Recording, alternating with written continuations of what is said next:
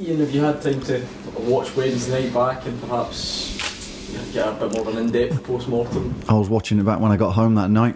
I watched it back in the following morning, and we fed it back. That's what we normally do. We haven't made a massive issue of things. It's just the norm that we review it and move on. And that's what you have to do. And the game tomorrow comes thick and fast, and we've got to be ready for it. So once we spoke about it, it's all about preparation. I think everyone concedes Hearts are a good side anyway, but what can you do better tomorrow that you didn't do? We can be a little bit quicker out the blocks. That they stole a march on us in that respect.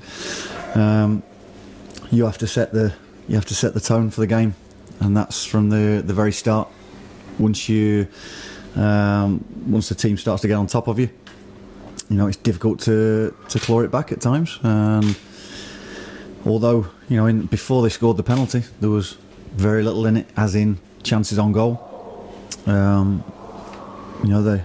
We both had good possession at times, but I thought they used it better than us and moved it quicker and looked a yard quicker. How do you approach the game against Aberdeen, balanced with the fact you're at home? You'll probably want to have a go, but at the same time they've shown exactly what they're capable of. Couldn't be a better game for us. People will be writing us off straight away. We're a chance on our home turf. We did very well against Dundee United. Didn't get the result, but we've been strong at home. We know we're strong at home, and if we apply ourselves right, then you give yourself a chance of winning a game.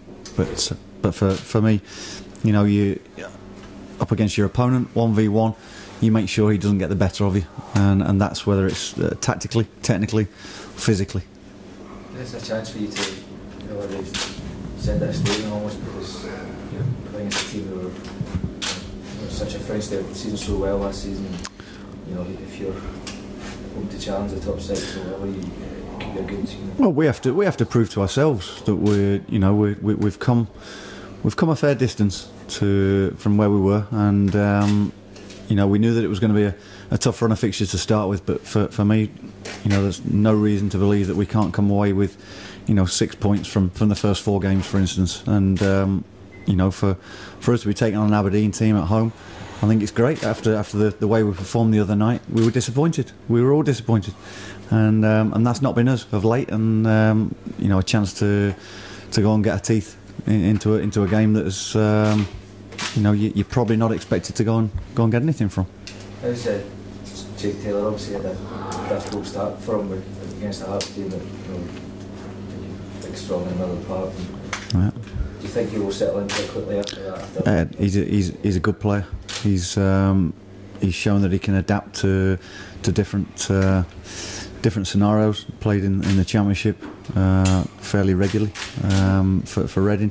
He's been out on loan. He's played international football. He's made his debut last year for the Welsh squad. It's he's played with and against good players, and he'll adapt. I spoke to him afterwards, and he said it was probably quicker than what he expected, even though we'd spoken about it as well.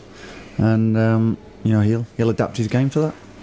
You said the other day that there still might be a possibility of bringing somebody in. Is there anything happening?